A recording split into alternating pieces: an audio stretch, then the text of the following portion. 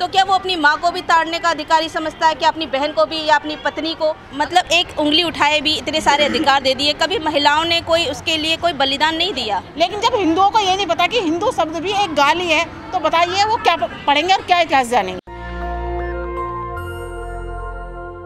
तो क्या वो अपनी माँ को भी ताड़ने का अधिकारी समझता है कि अपनी बहन को भी या अपनी पत्नी को? अगर करता है, चलो एक पुरुष अपनी पत्नी को कर सकता है, लेकिन माँ को भी उसने शामिल कर दिया, बहन को भी, तो उसकी मानसिकता पता चलता है कि महिलाओं के प्रति उसकी कितनी घृणित और गंदी मानसिकता। लेकिन रामचरितमानस तो घगर में पढ़ा जाता है हिंदुओं के स्पेशली। साहब, मैं तो यही जानना चाहती हूँ कि जब हिंदू पढ़े लिखे ही नहीं थे, शूद्रों को शिक्षा का अधिकार ही नहीं था, तो पढ़ कहाँ से लिया? उन्होंने पढ़ा ही नहीं, और संस्कृत का तो वैसे भी न पढ़ने दिया जाता था भारत में। तो तुलसीदास जी ने जो सब नारी वो लिखी है, ये सब चौपाई वगैरह रामचरितमानस में या रामायण में, क्या उनको पता नहीं था कि भविष्य में शूद्र पढ़ेंगे लिखेंगे तो जवाब वापस करेंगे, फिर आपसे सवाल करेंगे? जी, शायद उनको यही था कि शायद ये उन्होंने यही सोच के लिखा कि शूद्रों को पता ही नहीं चलेगा और वो कभी पढ़ने का, क्योंकि उन्होंने अधिकार तो दिया ही नहीं है। उनके अनुसार तो यही है कि ये ताड़न के अधिकारी हैं, इनको शिक्षा तो मिलनी नहीं चाहिए। लेकिन बाबा साहब के संविधान की वजह से, हिंदू कोड बिल की वजह से अधिकार मिल गया, और शायद उन्होंने ये कभी नहीं सोचा था कि आज ऐसी स्थिति भी आएगी। बहुत अधिकार दिए बाबा साहब ने, लेकिन महिलाएं बाबा साहब को नहीं पूछती है, जाके मंदिर में जो है देवी को पूजेंगी, वैष्णो देवी जाएंगी। जी बिल्कुल, बाबा साहब ने अधिकार दिए, बाबा साहब ने बिना किसी मतलब एक उंगली उठाए भी इतने सारे अधिकार दे दिए, कभी महिलाओं ने कोई उसके लिए कोई बलिदान नहीं दिया। जो भी बलिदान दिए, जो भी कुर्बानी दी, हमारे महापुरुषों ने दी, बाबा साहब ने दी, अपने 4 बच्चे कुर्बान करके दी, इसलिए उन्हें नहीं पता। लेकिन जैसे ही उन्हें पता चलेगा तो वो बिल्कुल बाबा साहब के मिशन को स्वामी प्रसाद मौर्य और चंद्रशेखर यादव ने विरोध किया रामचरितमानस की चौपाइयों का, तो कहने लगे तो हिंदू धर्म के खिलाफ जो है आवाज उठा रहे हैं, उनके मुकदमे दर्ज हो गए हैं। जी, वो तो इसी से पता चल जाता है कि वो सही रास्ते पर है, सही रास्ते पर है, इसीलिए तो उनका विरोध हो रहा है। एक बाबा ने कह दिया कि जेब काट कर लाओ, 10 करोड़ रुपए देंगे। ऐसे बाबाओं से यही पूछना चाहिए कि ऐसे बाबाओं के इतने मतलब पास इतना पैसा आ कहाँ से रहा है? जो जनता उन्हें पैसा दे रही है दान के माध्यम से, उसी पैसे को वो उन्हीं के लोगों के, उन्हीं के जो नेता हैं या उन्हीं का भला जानने वाले, उन्हीं के खिलाफ इस्तेमाल करते हैं। यही हमारी जनता को, हमारे समाज को जानने की ज़रूरत है कि ऐसी जगह, गलत जगह पैसा बिल्कुल भी ना दें, क्योंकि वो उन्हीं के खिलाफ इस्तेमाल किया जाता है। मंदिर में जा रहे थे अखिलेश यादव, तो उनको रोक दिया, काले झंडे दिखाए। अब वो कह रहे हैं कि हम सब शूद्र हैं, जो ओबीसी हैं, उनको भी पता चल रहा है कि हम सब शूद्र हैं, हमारा विरोध होता है हिंदुओं के सामने। बिल्कुल जी, विरोध होना ही चाहिए। अगर ये विरोध नहीं होता, अखिलेश जी हैं, उनको भी पता नहीं चलता, वो भी यही सोचते थे कि हम जो है जनरल कास्ट से हैं, हम जो है इस देश में राज करने वाले हैं। लेकिन जब उनका विरोध हुआ तो उन्हें पता चला, और ऐसे ही हमारे समाज का भी विरोध होना चाहिए।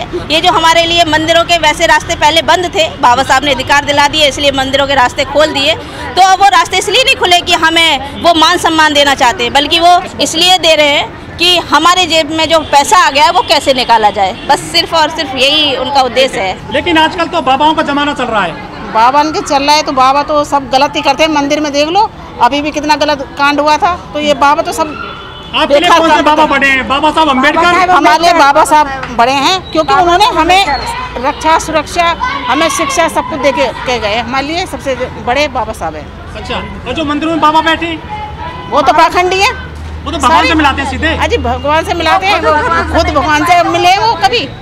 बाबा कभी अपने भगवान से मिले वो खुद नहीं पता। ये हिंदू हिंदू कहते हैं, हिंदू शब्द भी एक गाली है। सही कायदे में जो हिंदू बनते हैं, नहीं मैं भावना नहीं भड़का रही, पहले उन्हें पढ़ना चाहिए। जो हिंदू शब्द करते हैं वो भी एक गाली है। लेकिन जब हिंदुओं को ये नहीं पता कि हिंदू शब्द भी एक गाली है, तो बताइए वो क्या पढ़ेंगे और क्या इतिहास जानेंगे। लेकिन वो तो कहते हैं हमें हिंदू होने पे गर्व है, नारे लगाते हैं। तो वो अज्ञानता का कारण है ना, वो अज्ञानता के कारण है, उन्हें खुद नहीं पता कि हिंदू शब्द एक गाली है। सनातनी है वो। हाँ, सनातनी बनते हैं। पुस्तकों में लिखा गया महिलाएं भोग की वस्तु, इस पर क्या कहें? ये तो यही जानते हैं ना कि महिलाओं को क्या है कि महिलाओं के साथ मतलब एक भूख विलास की वो है महिला, हाँ, तो उसके साथ तो मतलब अपना जो भी करते हैं एक पशु के समान समझते हैं, और महिला को तो कहीं मतलब एक आप जैसी महिलाएं हैं जो समाज में काम कर रहे हैं, घर घर जा रही हैं ग्रुप बना करके, आप सिंदूर वगैरह भी नहीं लगाती हैं, ना कुछ वैसा जो हिंदू महिलाएं करती हैं, आपको तो बहुत आलोचना झेलनी पड़ती होगी, बुराई झेलनी पड़ती होगी लोगों में, समाज में। झेलनी पड़ती है, कोई बात नहीं है, गलत का तो हर जगह विरोध होता है, लेकिन हम ऐसी महिलाएं नहीं है। नहीं हम गलत नहीं है, लोग गलत समझते हैं सही बात का। हाँ, हम अपनी जगह सही है, लेकिन वो हमें गलत करने की कोशिश करते हैं। बदलाव कर रही है समाज में। हाँ, बिल्कुल बदलाव करे। सिंदूर लगाने से ये नहीं होता कि हम सिंदूर नहीं लगाएंगे तो क्या हमारा पति नहीं रहेगा, और पति हमारे हमेशा हमारे साथ रहते हैं। महिलाओं के लिए काम कर रही हूँ और पिछले 24 सालों से मैं बच्चों के लिए एजुकेशन के लिए, बेस एजुकेशन के लिए काम कर रही हूँ। और मैं जो इन सब बाबाओं को नहीं मानती, मैं सिर्फ एक बाबा साहब अम्बेडकर को मानती हूँ और माता रमाबाई की पूजा करती हूँ, जिन्होंने अपने बच्चों को कुर्बान करके हमारे बच्चों की शिक्षा के लिए, और बाबा साहब ने समानता का, शिक्षा का अधिकार हम शूद्र महिलाओं के लिए नहीं, उन्होंने सभी महिलाओं को इक्वली बनाने के लिए किया, तो मैं उनको नमन करती हूँ। लेकिन जो सवर्ण महिलाएं वो तो मोस्टली मंदिरों में जाती हैं। जी उनको जाने दीजिए, हमने दर्द झेला है, हमने दर्द झेला है। सभी के लिए किया ना जी, किसने किया काम? बाबा साहब ने बिल्कुल सभी के लिए किया। अब वो बेवकूफ़ है, अब हम क्या कर सकते हैं उनके लिए? जो महिलाएं हमारी जागरूक हो रही हैं, हाँ। उन्हें तो हमको साथ लेकर चलना है ना, और साथ में सामाजिक शिक्षा देनी है उन महिलाओं को। मैं ये नहीं कहती, मैं किसी की आस्था तोड़ना नहीं चाहती, लेकिन इतना मत डूबो कि पूजा पाठ में। जब तक हम मेहनत नहीं करेंगे, अपने बच्चों को एजुकेटेड नहीं करेंगे, तो बच्चों को कहाँ से नौकरी मिलेगी? आप जैसी महिला नवरात्रि रखते हैं उनके लिए तो भूखी रहती है? बिल्कुल नहीं रखते हम नवरात्रि, ऐसा कुछ नहीं है। सबसे बड़ी बात है कि हम भूखों के लिए काम कर रहे हैं, हम गरीबों के लिए काम कर रहे हैं, गरीब बच्चों को पढ़ा रहे हैं। मेरे साथ और भी हैं, नारी शक्ति संघ भी जुड़ा हुआ है, NGO से हम जुड़े हुए हैं। तो हम मेन हमारा जो आप बच्चों को पढ़ाती हैं जी, सरस्वती की पूजा करती होंगी? जी, मैं ज्योतिबा फुले और सावित्रीबाई फुले की पूजा करती हूँ। लेकिन अभी एक टीचर ने सरस्वती पे फूल नहीं चढ़ाए उत्तर प्रदेश में, उसको सस्पेंड कर दिया गया। वो तो फिर उनकी बेवकूफ़ी है, और ऐसी इन चीज़ों को, कुरीतियों को दूर करने के लिए हम महिलाओं को एक साथ खड़ा होना पड़ेगा। हमें एक मंच चाहिए। मैं थैंक्स कहती हूँ निर्देश सिंह का, जिन्होंने ऐसा मंच तैयार किया और महिलाओं को हिम्मत दे रही हैं आने के लिए। Thank you so much. National Dastak की आपसे गुजारिश है कि अगर इसको बचाना चाहते हैं तो नेशनल दस्तक को सब्सक्राइब करने के लिए रेड कलर के सब्सक्राइब बटन को दबाएं, फिर बेल आइकन की घंटी दबाएं। नेशनल दस्तक को बचाने के लिए बहुत जरूरी है कि हर खबर को शेयर करें, लाइक करें, कमेंट जरूर करें।